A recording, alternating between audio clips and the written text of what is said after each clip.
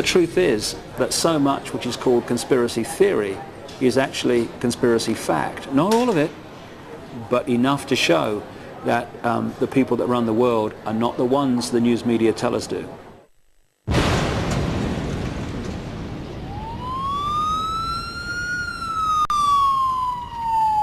Good morning, everyone. It is a scene of great chaos in downtown Oklahoma City at this hour. There's been a tremendous explosion at the Alfred Murray Federal Building, told now has confirmed that it was a bomb that caused... On the 19th of April, 1995, the people of Oklahoma began to count the cost of the worst terrorist attack on American soil. Quite apart from the human loss, the bombing galvanized the paranoid psyche of those who believed that this was the work of a new world order. The New World Order is a belief, I guess you'd say, the conspiracy theory of the New World Order is a belief that on the part of usually right-wing groups, I think, that there is sort of a secret organization of maybe the United Nations or something like that, that plans to impose kind of a one-world government on the entire planet. The New World Order wants to create a world currency, a world government, a world army, a world religion. And it's not of Christ, of Buddha, it's not of the Muslim faith, it is a satanic order. I think the most important first thing to say is that a policy for a new world order does exist. That's often poo-pooed and made fun of in the mainstream press, and yet the reality is it's there. George Bush, when he went in and, bombed Kuwait, that's the first thing he started talking about. Where institutions of freedom have lain dormant, the United Nations can offer them new life. These institutions play a crucial role in our quest for a new world order. Their agenda is control. Control of our currency, control of our families, of our freedoms, of our religions. They want it all. There's nothing that you have, or ever had, or ever hope to have that they're not planning on taking away. They want it all. There are many aspects to it, but the key agenda, and I would emphasize, we talk about conspiracies. What I'm talking about is not actually a conspiracy, not at its heart. It is an agenda. It is an agenda for the centralized control of planet Earth and all its people. Where the conspiracies come in is in manipulating that agenda into reality.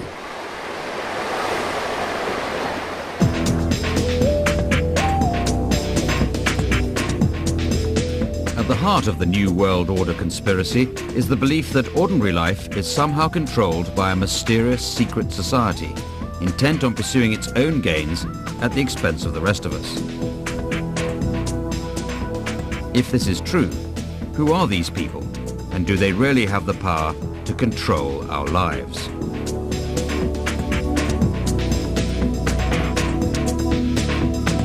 The New World Order theories are sort of what I call unified field theories, because they try to bring every event that could ever possibly happen under one giant conspiracy theory. And usually behind the conspiracy, according to the theory, is some secret group, some secret society. And depending on who you talk to, it's usually a version of what's called the Illuminati. Now, the Illuminati were a real organization that did exist in the 18th century in Europe. They were sort of kind of like the Masons. They kind of grew out of the Freemasonry movement, sort of even more secret than Freemasons. And a lot of people think that they probably did have something to do with the French Revolution and that sort of thing. But according to historical records, they lasted for about 14 or 15 years, and then they were busted up by the police, and that was the end of them. They were a subversive group, gone. The conspiracy theory would have you believe that the Illuminati have continued to exist to this very day, and maybe even existed prior to the 18th century, in fact, going back thousands of years.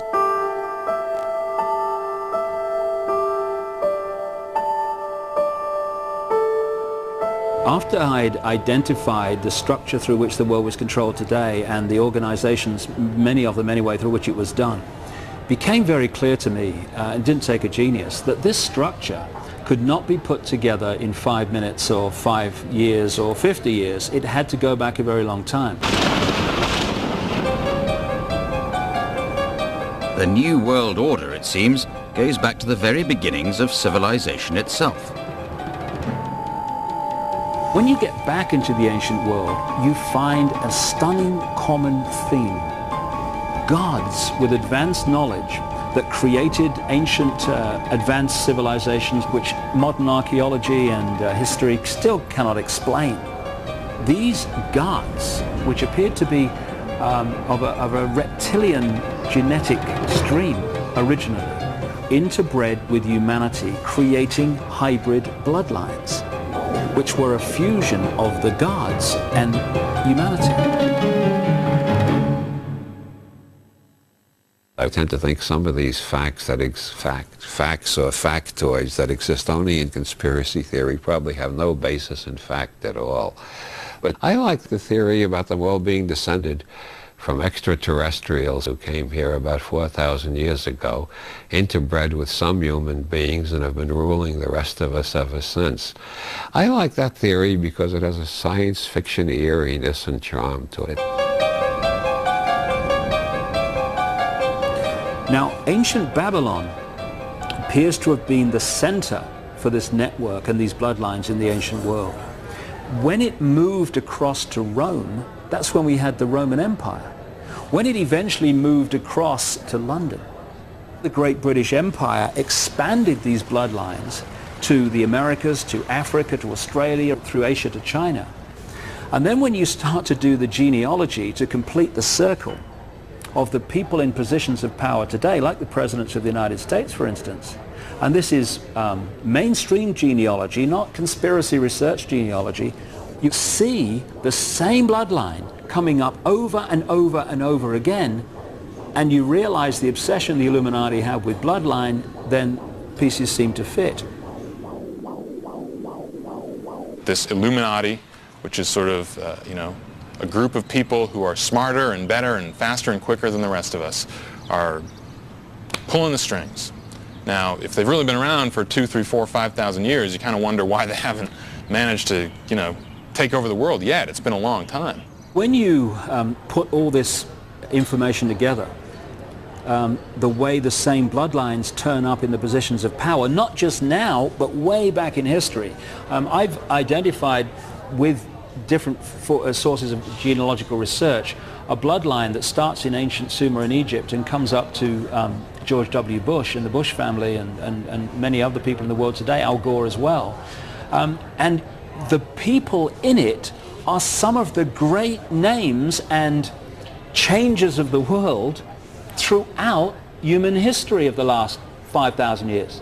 It's unbelievable. Conspirologists see Illuminati symbols everywhere. It seems the Illuminati have been using the same symbols for thousands of years, and yet many of us are totally unaware of their existence.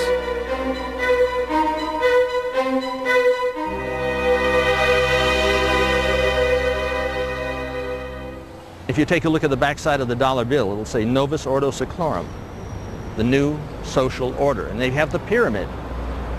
And that has nothing, not a damn thing to do with the United States of America. I was going to take a look at, a bill. And you can take a look on the backside of the bill and it'll say, here. You can hardly see it. But it's Novus Ordo Seclorum, the New World Order. It's what Hitler envisioned. It's on the backside of the United States dollar bill. The eye of the pyramid, also called the eye of Horus, is the eye of Lucifer. This is what we are facing. Well, as for the seal on the dollar bill, I've always found that one of the more absurd parts of conspiracy theory. If there was a conspiracy, why would they be advertising themselves out in public like that? A lot of conspiracy theorists seem to think conspirators go around doing two things: A, conspiring, and B, leaving clues behind so you can detect their conspiracies. That sounds rather ridiculous to me.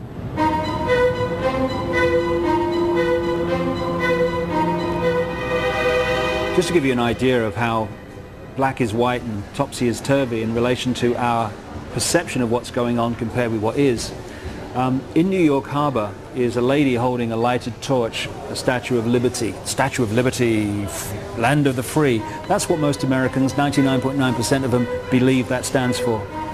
In fact, that was given to New York Harbor by French Freemasons who knew that it was an Illuminati symbolism of, we control the show, we're telling you, but because you don't know the secret language and we've given you another version of it, freedom, you don't know what's going on. But a lot of that might have had to do with the fact that a lot of people in our government have belonged to the Masonic movement, including the founders of this country. You know, George Washington was a Mason. There's a famous picture of him wearing his Masonic apron, and a lot of the signers of the Declaration of Independence were Masons. And I think 16 presidents, I'm not sure the exact number, but I think 16 different presidents have been Freemasons. So, you know, I mean, I guess when there's that many Freemasons in the government, it's not surprising that you see these Masonic symbols every now and then. Now, does that mean that there's some Masonic conspiracy to take over the U.S. or the world? According to conspiracy theorists, this hybrid bloodline is active today within the major political and corporate institutions of the world. Through shadowy organizations such as the Council on Foreign Relations, the Bilderberg Group, and Trilateral Commission, the Illuminati seek to preserve their bloodline and control the world. This is one of the best documented things in conspiracy literature. The number of presidents who have belonged to the Council on Foreign Relations is absolutely staggering. Working backwards, I can't remember what, Bill Clinton is a member, the president before him, George Bush was a member, the president before him, Ronald Reagan was a member, the president before him, Jimmy Carter was a member, and so on back. I don't know how many presidents they missed, but they got most of them.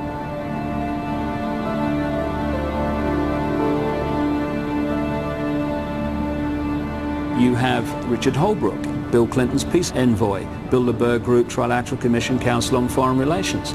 He answered to the Secretary of State at the time in America, Warren Christopher, Council on Foreign Relations, Trilateral Commission. And the Defense Secretary in America he answered to, William Perry at the time, Bilderberg Group. They answered to the President Bill Clinton, Bilderberg Group, Trilateral Commission, Council on Foreign Relations. Why?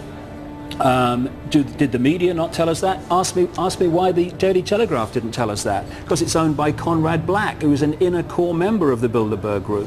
Why didn't the Washington Post reveal, which I've been able to find out, that all these people are connected by the same organizations? Because the Washington Post is owned, at least officially, by Katharine Graham, Bilderberg Group, Trilateral Commission, Council on Foreign Relations. The three television networks in America, ABC, CBS, and NBC, are owned and controlled by members of these organizations. There certainly is a unity of thinking among this class of people. And I think groups like the Trilateralists and the Bilderbergers serve to, sort of iron out the differences between, of opinion that might exist among a lot of their members, and form sort of a unified outlook and policy, which then often gets translated into government policy when these same people go into government service as the Secretary of State or the President of the United States. So how do you get to join Bilderberg, the most prestigious of the secret societies? We tried to pick people who were going to have influence. That was the whole point of the thing, was to allow people who were likely to influence policy to learn more about the world in which they were living, and to meet people whom they wouldn't have any opportunity to meet in the ordinary course of events. The agenda is to create the centralization of global power in all areas of our lives for a very simple reason. When you get to the core of this network of manipulation, you're looking, compared with the population of the Earth, at a very few people.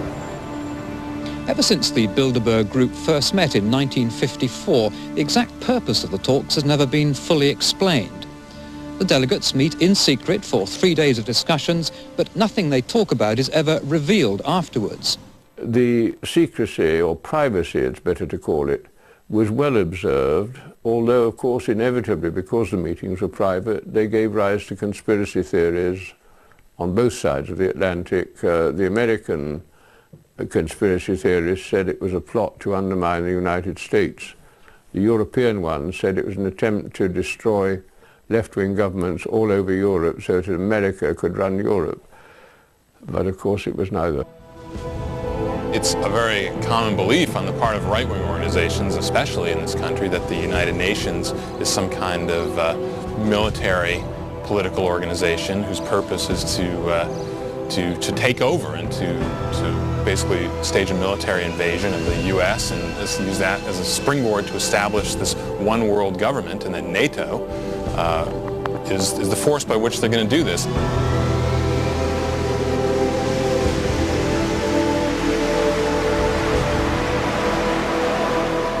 The New World Order is housed right here at the United Nations. It is global government. Ein Volk, ein Reich, ein Führer. One world, one race, one ruler. Is what Rudolf Hess talked about when he introduced Adolf Hitler. This is Hitler's dream come true. This is a nightmare. This is the tombstone upon all sovereignty for all nations for all time.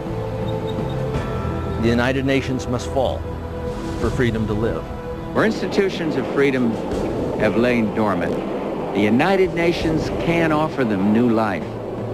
These institutions play a crucial role in our quest for a new world order.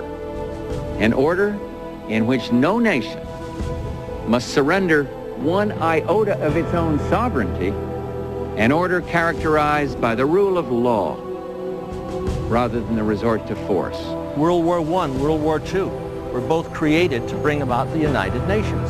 They're in the war business. Wars, like bridges, are engineered. This New World Order is in the war business. And to create the war, they can then say that they want peace. They couldn't, this would never have been built without the aid of World War I, without the aid of World War II.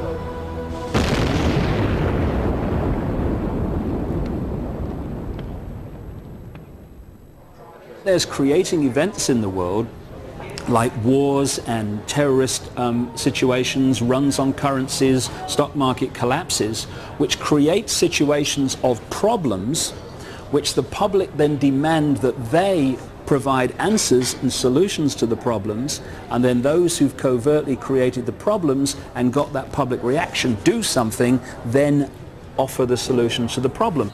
This has become sort of a template of conspiracy thinking, and I think what you're referring to with the UN, you know, it's the same idea. Oh, well, the UN is going to go around the world and create these pockets of disturbance and unrest, go in and solve them, and essentially take over. It's a pretext by which they can move in.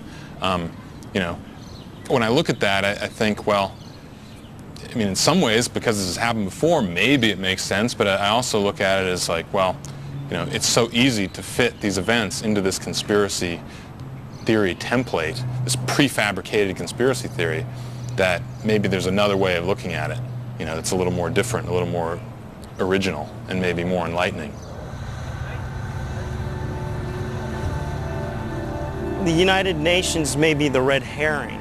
It was kind of like, this was a shell that long has been pointed to. Look at this. These are the dangerous threat. And, you know, I think fortunately the United Nations has proven to be more incompetent than evil. But, you know, all the focus up until recently has been on the United Nations, and quietly groups like the World Trade Organization were basically taking over control of international business agreements. Organizations like the International Monetary Fund and the World Bank have basically been taking control of financing in the world and making dictates of how countries are to develop, all into the interest of international corporate structures.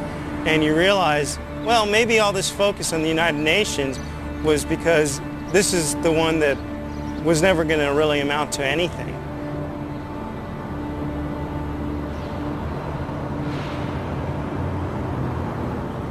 I believe it was one of the Rothschilds said something to the effect once, give me control of a nation's currency and I don't care who makes the laws. Because once when you control the money supply, once you control the currency, you do have the ability to decide how the government behaves, because they do have to react to monetary pressures. I mean, money talks. When the IMF loans monies to countries, they say, well, what is your collateral? They say, well, we've got the rainforest. So, well, just turn over the rainforest to us. We've got minerals. Well, just turn over the minerals to us. And they cut down a tree and give them money. And those people are impoverished, paying the interest on the tax. And if they can't pay it, then the United States taxpayers will say, well, we've got to come up with just a little bit more money. For what? For the globalists? For the Hitlers? For the elite? For the Illuminati? That's insanity. So is this the ultimate Illuminati agenda?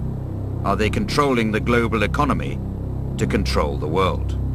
Hundreds of anti-capitalist protesters are in Washington to try to disrupt meetings of the World Bank and the International Monetary Fund. At every street corner around the IMF and the World Bank, the demonstrators have set up human chains to stop the meetings taking place. The demonstrators say the IMF and the World Bank are contributing to global poverty. But at the top of today's agenda on the two global organizations is how to reduce the debt of the world's poorest nations. The demonstrations against the IMF and all this were a reaction to this centralization of power and sort of a rebellion against the idea that economic policy, global economic policy, can be shaped by a small group of people who have vested interests in shaping it. And in a way, that's sort of the definition of a conspiracy. Even when discussing things like the United Nations and NATO and even the WTO, the IMF, the World Bank, I don't think it's productive to focus on these shells as though they are the problem. Because like it or not, this phenomenon is going to exist whether it's under these names or if they create new organizations. I think the real bigger issue is that who are these organizations working for and what interests are they serving?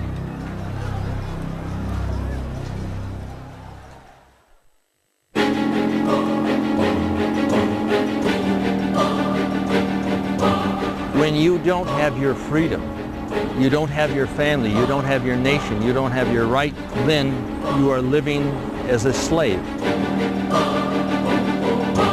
We're now in a situation where the hidden is becoming visible. We now have a window of time to throw a spanner in the works. And that means humanity's got to open its mind to a much greater possibility of what's going on than it has had the ability or the desire to do so far.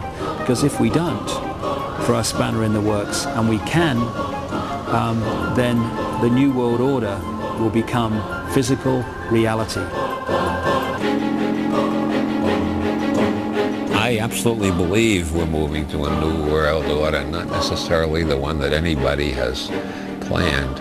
We seem to have arrived at the stage, thanks to the computer and internet revolutions, where information available to human beings is doubling approximately once a year, which means we're having more and more dramatic, unexpected, totally unpredictable social changes of all sorts.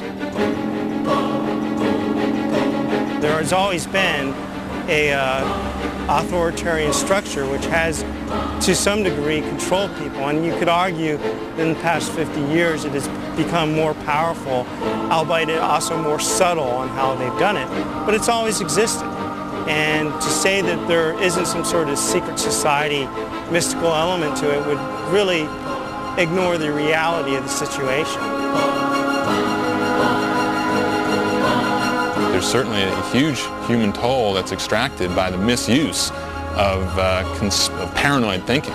You know, I mean, in a way, I sort of draw a distinction between paranoid thinking and conspiracy research, because, you know, there are real conspiracies that happen.